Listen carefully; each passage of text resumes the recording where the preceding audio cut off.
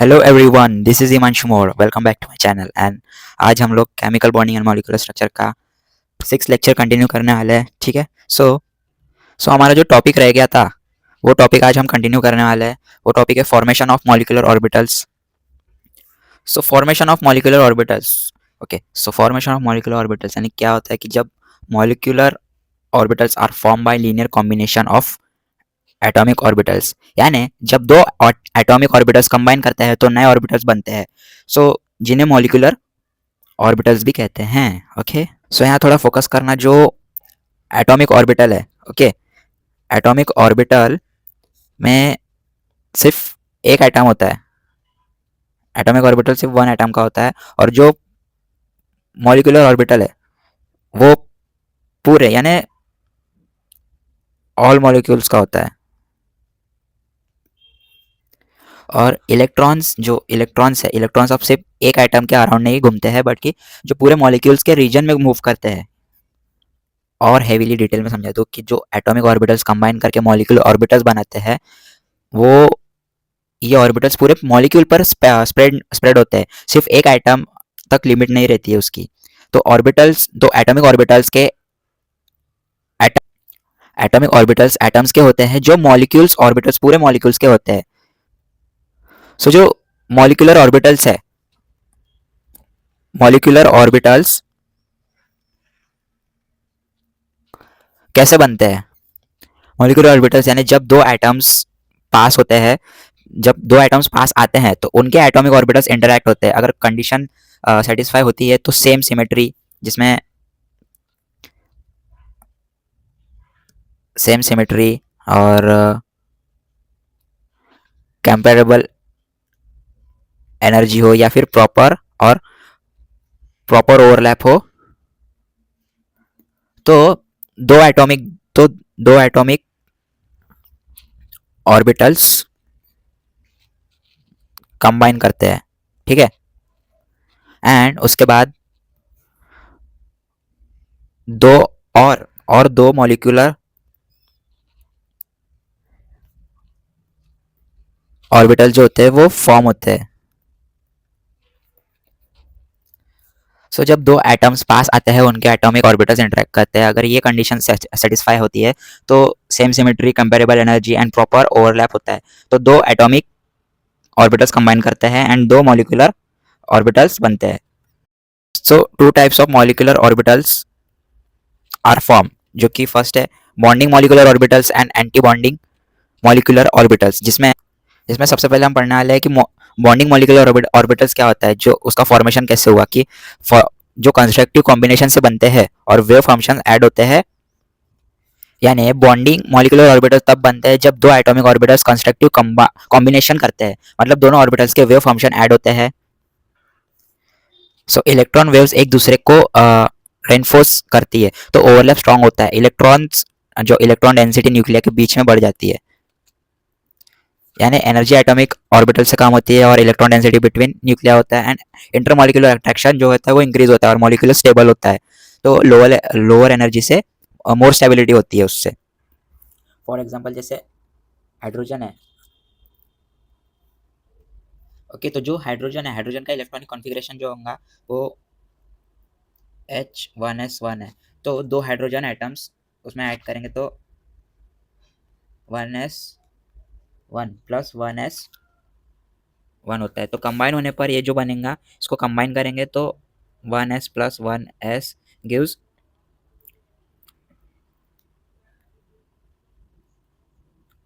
Sigma 1s, यानी bonding molecular orbitals plus sigma star 1s, यानी जो एंटी बॉन्डिंग मॉलिक्यूलर ऑर्बिटल है। तो जब इलेक्ट्रॉन फिलिंग कैसे होती है कि इलेक्ट्रॉन पहले बॉन्डिंग मॉलिक्यूलर ऑर्बिटल्स में फिल होते हैं। इलेक्ट्रॉन्स पहले बॉन्डिंग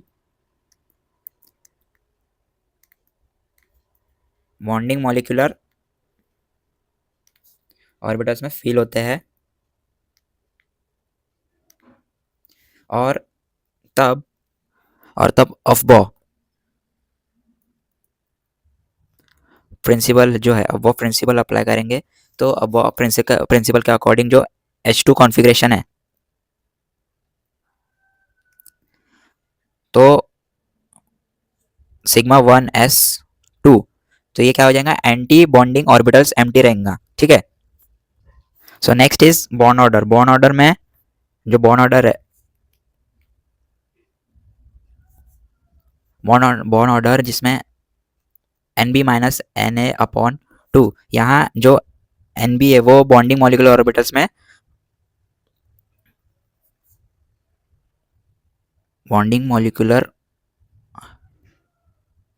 ऑर्बिटल्स में टोटल इलेक्ट्रॉन्स रहते हैं, ठीक है। तो टोटल इलेक्ट्रॉन्स रहते हैं, तो जो Na है, Na में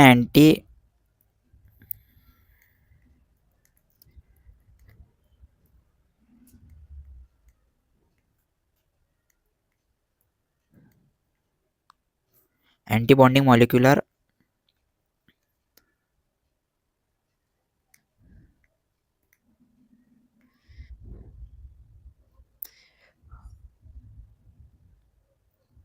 ऑर्बिटल्स में टोटल, इसमें भी टोटल इलेक्ट्रॉन्स रहते हैं।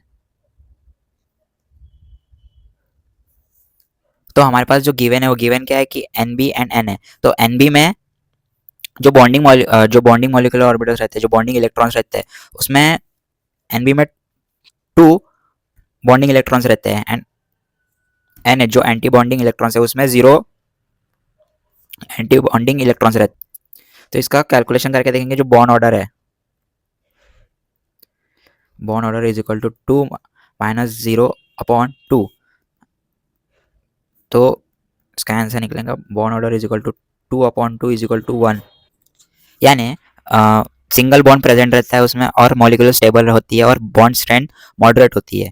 जो बॉन्ड ऑर्डर 1 है उसमें सिंगल बॉन्ड प्रेजेंट रहता है और मॉलिक्यूलर स्टेबल है उसमें, और बॉन्ड स्ट्रेंथ मॉडरेट होती है। फॉर एग्जांपल जैसे हाइड्रोजन का बॉन्ड ऑर्डर 1 है, ओके। सो हमारा नेक्स्ट पॉइंट है हमारा एंटी बॉन्डिंग मॉलिक्यूलर ऑर्बिटल, जिसमें एंटी बॉन्डिंग मॉलिक्यूलर ऑर्बिटल्स वो मॉलिक्यूलर ऑर्बिटल्स है जो डिस्ट्रक्टिव इंटरफ्रेंस से बनता है। डिस्ट्रक्टिव इंटरफ्रेंस से बनता है जब दो एटॉमिक ऑर्बिटल्स अपोजिट फेस में कंबाइन करते हैं, तब anti bonding molecular orbitals form होते हैं। Next is formation of molecular orbitals. तो उसका मैथमेटिकली फॉर्म क्या होता है कि फॉर्म क्या होता है, जो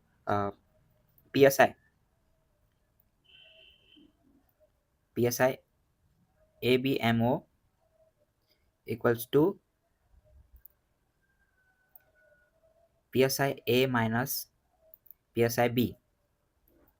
तो यहाँ पहले जो PSI A है मैंने पहला एटम का वेव फंक्शन है, और जो PSI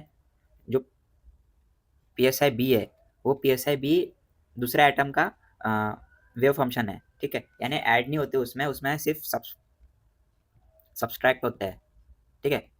एंड जो अपोजिट फेस ओवरलैप है, यानी एटॉमिक ऑर्बिटल्स के वेव्स में फेस होता है, उसे पॉजिटिव या नेगेटिव साइन कहते हैं। यानी बॉन्डिंग में सेम फेस ओवरलैप होता है, एंड देन उसके बाद एंटी बॉन्डिंग में अपोजिट फेस ओवरलैप होता है। जब फेस ओवरलैप करता है तो डिस्ट्रक्टिव इंटरफेरेंस होता है, एंड देन उसके बाद जो इलेक्ट्रॉन वेव्स कैंसिल होती है। इलेक्ट्रॉन वेव्स कैंसिल क्यों होती है? क्योंकि वेव्स एक दूसरे को कैंसिल करती है, एंड न्यूक्लिया के बीच इलेक्ट्रॉन डेंसिटी बहुत ज़्यादा कम होती है, एंड बीच में एक नोड बन जाता है जिससे जीरो इलेक्ट्रॉन डेंसिटी रीजन होती है। So anti bonding molecular orbitals destructive overlap से बनता है, जिसमें वेव फंक्शन सब्सट्रैक्ट होता है और इलेक्ट्रॉन डेंसिटी न्यूक्लिया के बीच से रिमूव हो जाती है। So at the end, bond formation happens due to bonding molecular orbitals, and anti-bonding molecular orbitals bond को अपोज करता है, यानी बॉन्ड ऑर्डर जो है वो स्टेबिलिटी बनाता है, बताता है, और स्टार जो ऑलवेज मीन्स एंटी बॉन्डिंग होते हैं और लोअर एनर्जी में मोर स्टेबिलिटी होती है। सो हमारा नेक्स्ट टॉपिक है linear combination of atomic orbitals. So molecular orbitals are form by linear combination of atomic orbitals, यानी एटॉमिक ऑर्बिटल्स की वेव फंक्शन मैथमेटिकली ऐड या सब्सट्रैक्ट होती है, जिससे नए मॉलिक्यूलर ऑर्बिटल्स बनते हैं। तो मॉलिक्यूलर ऑर्बिटल्स बनते हैं जब एटॉमिक ऑर्बिटल्स आपस में कंबाइन करते हैं, ठीक है। तो इस प्रोसेस को कहते हैं linear combination of atomic orbitals, जिसका मतलब मैंने बताया कि ऑर्बिटल्स की वेव फंक्शन मैथमेटिकली ऐड या सब्सट्रैक्ट होती है, जिससे नए मॉलिक्यूलर ऑर्बिटल्स बनते हैं। सो मैं बेसिक मैथमेटिकली आइडिया दूँ, जैसे अगर दो दो एटॉमिक ऑर्बिटल्स है, psi1 एंड psi2, जिसमें मॉलिक्यूलर ऑर्बिटल्स बनेगा, तो कंस्ट्रक्टिव केस कैसे होगा कि जो कंस्ट्रक्टिव केस है जिसमें psi is equal to psi1 plus psi2, ठीक है। और उसके बाद जो डिस्ट्रक्टिव केस में क्या होगा कि जो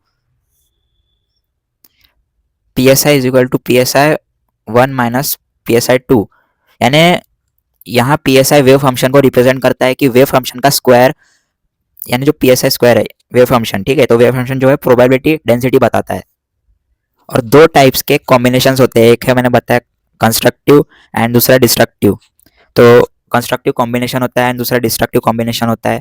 कंस्ट्रक्टिव कॉम्बिनेशन क्या होता है? कंस्ट्रक्टिव कॉम्बिनेशन वो होता है जिसमें वेव फंक्शन ऐड होती है, जैसे psi is equal to psi1 plus psi2, इसको कहते हैं इन फेस ओवरलैप, ठीक है।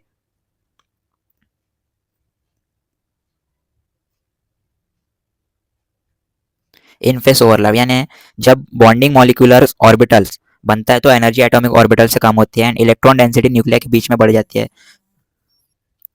सो सिस्टम जो होता है वो सिस्टम स्टेबल हो जाता है एंड यही एक्चुअल बॉन्ड फॉर्मेशन का रीजन है।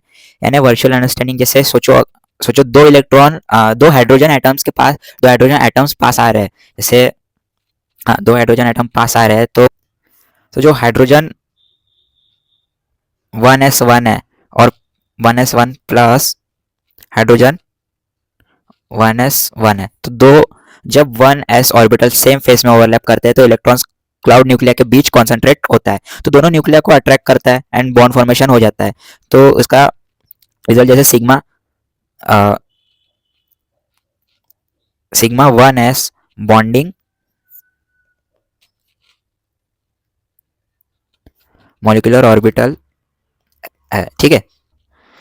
और कंस्ट्रक्टिव ओवरलैप तभी पॉसिबल होती है जब ऑर्बिटल्स जो है ऑर्बिटल्स की जो एनर्जी है वो कैसी सेम हो करके एंड प्रॉपर ओरिएंटेशन मिले एंड सिमेट्री जो है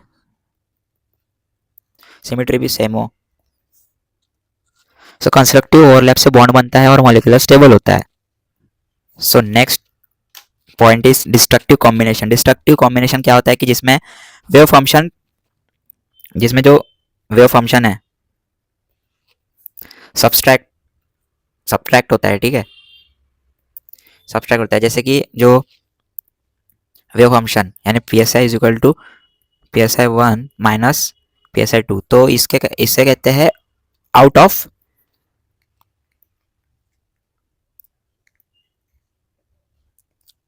ऑफ फेस ओवरलैप, यानी एंटी बॉन्डिंग मॉलिक्यूलर ऑर्बिटल्स बनता है एंड एनर्जी एटॉमिक ऑर्बिटल से ज्यादा होती है, तो इलेक्ट्रॉन्स डेंसिटी न्यूक्लियर के बीच से कम हो जाती है एंड बीच में जो नोड है, जो जीरो प्रोबेबिलिटी यानी जो नोड है वो जीरो प्रोबेबिलिटी रीजन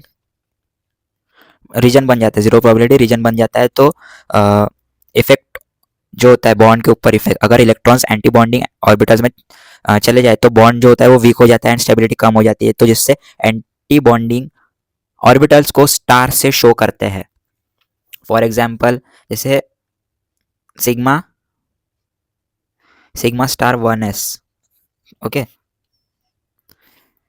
तो इसे एंटी बॉन्डिंग ऑर्बिटल को स्टार से शो करते हैं, यानी कि सिग्मा स्टार 1s। तो सिंपल में कंस्ट्रक्टिव जो है, कंस्ट्रक्टिव ओवरलैप अट्रैक्शन इंक्रीज, जो कि बॉन्ड फॉर्म बनाता है।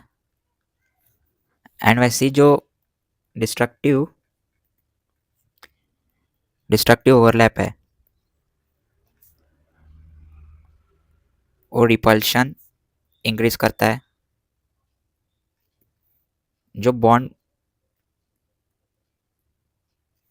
बॉन्ड वीगन होता है, जिसका बॉन्ड जो होता है वो weak. So finally atomic orbitals combine होते हैं एंड दो मॉलिक्यूलर ऑर्बिटल्स बनते हैं, जिसमें 1+1 एंटी बॉन्डिंग होता है, ठीक है। एंड कंस्ट्रक्टिव ओवरलैप जिससे बॉन्ड फॉर्मेशन बनता है, डिस्ट्रक्टिव ओवरलैप से नोट फॉर्मेशन बनता है। तो बॉन्ड स्ट्रेंथ डिपेंड करता है कि इफेक्टिव ओवरलैप पर। सो गाइस, आज का सेशन हम यही ख़त्म करते हैं। अगर आपको कुछ डिफ़िकल्टीज आ रही होंगी तो प्लीज़ कमेंट करके बताएं और मुझसे प्रॉब्लम पूछिए कि क्या डिफ़िकल्टीज आ रही है करके, ठीक है। So thank you everyone, please like share and subscribe my channel. Good bye.